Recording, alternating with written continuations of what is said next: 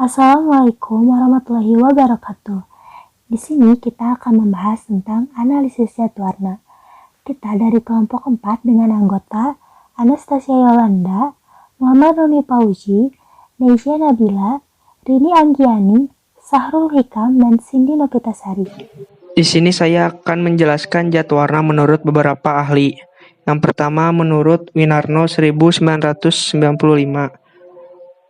yaitu zat perwarna adalah bahan tambahan makanan yang dapat memperbaiki warna makanan yang berubah atau menjadi pucat selama proses pengolahan atau untuk memperbaiki atau memberi warna pada makanan yang tidak berwarna agar kelihatan lebih menarik. Yang kedua, menurut Permenkes RI No 722 Menkes /1988.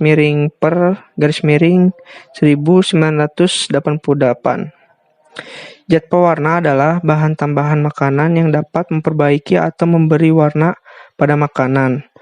Warna pada makanan merupakan indikator kesegaran. Zat pewarna makanan dapat diperoleh dari bahan alam atau dari bahan buatan. Selanjutnya jenis zat warna. Yang pertama, pewarna alami makanan adalah zat pewarna alami pigmen yang diperoleh dari tumbuhan, hewan, atau dari sumber-sumber mineral. Contohnya, yang pertama beta-karoten, menghasilkan warna jingga sampai merah. Biasanya digunakan untuk mewarnai produk-produk minyak dan lemak, diperoleh dari wortel atau pepaya. Yang kedua, biksin, memberikan warna kuning seperti mentega.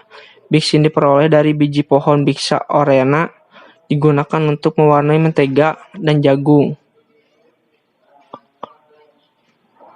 Selanjutnya karamel, berwarna coklat gelap dan merupakan hasil dari hidrolisis atau pemecahan karbohidrat, gula pasir, dan laktosa serta sirup.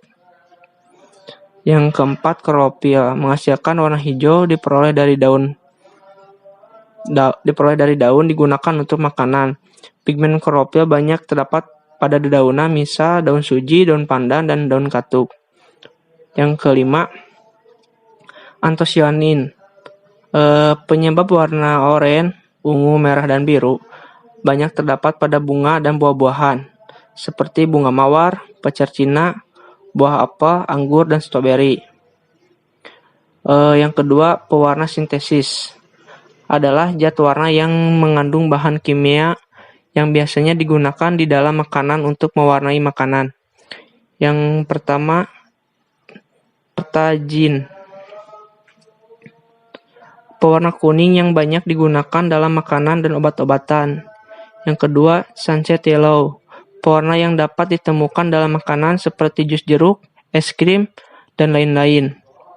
Yang ketiga, poncau 4R, pewarna merah hati yang digunakan dalam berbagai produk, termasuk selai kue, agar-agar, dan lain-lain. Yang keempat, Allura Red, pewarna sintetis merah yang banyak digunakan pada permen atau minuman. Selanjutnya, quinolin yellow, pewarna makanan kuning ini digunakan dalam produk seperti es krim dan minuman energi. Yang terakhir, methanol yellow. Methanol yellow digunakan sebagai pewarna untuk produk-produk tekstil, cat kayu, dan cat lukis. Keuntungan dan kerugian dari zat warna. Yang pertama, pewarna alami, keuntungannya aman dikonsumsi, warna lebih menarik, terdapat zat gizi, mudah didapat dari alam. Kerugiannya tidak stabil pada saat proses pemasakan, konsentrasinya pigmen rendah, stabilitas pigmen rendah, keseragaman warna kurang baik. Kemudian ada pewarna sintesis.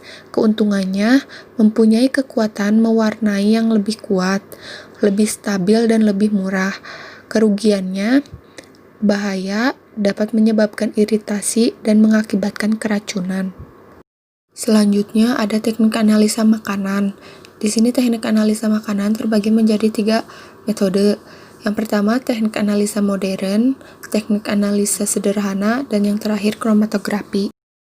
Yang pertama, teknik analisa modern, di mana kimia analisa modern dikategorikan dengan melalui dua pendekatan, yaitu target dan metode. Berdasarkan target, analisa kimia dapat dibagi menjadi 5, yaitu kimia bioanalitik, kimia forensik, analisis kimia, analisis lingkungan, analisis material. Berdasarkan metodenya, kimia analisis dapat dibagi menjadi 6, yaitu spektroskopi, kristalografi, kromatografi dan elektroforesis, spektrometri massa, mikroskopi, dan elektrokimia. Meskipun kimia analitik modern ini didominasi oleh instrumen yang canggih, ia didasarkan pada akar kimia analitik dan beberapa prinsip yang digunakan dalam kimia. Analisis modern didasarkan pada teknik analisis tradisional yang masih digunakan sampai sekarang. Contohnya adalah titrasi dan gravimetri. Ya, selanjutnya saya Neiza, saya akan menjelaskan mengenai teknik analisa makanan dengan cara yang sederhana. Jadi, sesuai namanya yang sederhana, prosesnya ini menggunakan peralatan yang sederhana juga, seperti menggunakan gelas, air, dan kertas saring yang mudah ditemukan, sehingga tidak diperlukan adanya pelarut ataupun memerlukan tersedianya peralatan yang khusus. Metode ini dapat dikerjakan di rumah maupun di lapangan. Keistimewaan atau keuntungannya lagi adalah karena cara analisisnya ini tidak membutuhkan ketersediaan zat pewarna-pewarna standar apapun. Ide dari metode sederhana ini didasarkan pada kemampuan zat pewarna tekstil yang berbeda dengan zat pewarna makanan sintetis, di antaranya karena daya kelarutannya dalam air yang berbeda. Seperti contohnya zat pewarna tekstil, misalnya seperti rhodamin B yang berwarna merah, metanyl yellow berwarna kuning, dan melesite green berwarna hijau, yang semuanya ini adalah bersifat tidak mudah larut dalam air. Selanjutnya ada teknik analisa makanan menggunakan kromatografi. Jadi, kromatografi ini adalah suatu nama yang diberikan untuk teknik pemisahan tertentu yang pada dasarnya adalah menggunakan dua fase, yaitu fase tetap dan juga fase gerak. Pemisahan ini nantinya akan tergantung pada gerakan relatif dari dua fase ini. Selanjutnya akan membahas mengenai jurnal yang kami gunakan untuk mendapatkan materi dari zat pewarna ini, yaitu jurnal yang berjudul Analisis Zat Warna Berbahaya pada Jajanan Anak Sekolah yang beredar di Tasikmalaya. Jadi berdasarkan jurnal ini, pada bagian abstraknya yaitu berdasarkan pada aktivitas anak-anak di sekolah sebelum masuk kelas dan pulang sekolah, biasanya dimanfaatkan untuk bermain dan membeli jajanan yang dijual di sekitar sekolah. Akibatnya, anak-anak tidak bisa membatasi dalam memilih menu makanan pada setiap jajanan yang dibeli di sekolah. Makanan jajanan di sekitar sekolah dapat menyumbang asupan energi bagi anak sekolah, meskipun makanan jajanan tersebut ternyata sangat beresiko terhadap kesehatan. Salah satunya, penggunaan zat warna berbahaya pada makanan, terutama pada makanan jajanan. Penggunaan zat warna tersebut bertujuan untuk membentuk penampilan makanan menjadi lebih menarik. Jadi, berdasarkan jurnal yang kami jadikan sebagai acuan, penelitian ini bertujuan untuk menganalisis zat warna berbahaya pada makanan jajanan anak sekolah sehingga terjamin mutu keamanan pangannya. Adapun alat bahan yang digunakan pada metode penelitian ini yaitu ada alat-alat gelas, water bath, butanol, natrium hidroksida, asam asetat, etanol, amoniak, benang wol, hidroklorida, dan kertas Wetman nomor 4. Untuk prosedur kerja, yang pertama dilakukan dengan isolasi zat warna. Sampel ditimbang, kemudian ditambahkan air hingga homogen dan larut, ditambahkan asam asetat dengan pH kurang dari 2, atau ditambahkan dengan amonium hidroksida dengan pH kurang dari 10. Masukkan benang wol pada gelas kimia yang berisikan sampel, panaskan dengan bunsen selama 30 menit, angkat benang wol dan larutkan dalam etanol, filtrat diuapkan, dan kemudian residu yang terbentuk siap dianalisis. Prosedur selanjutnya maka dilakukan dengan analisis kualitatif. Nah, residu yang terbentuk ditambahkan beberapa pelarut, ditotolkan pada plat KLT menggunakan pipa kapiler.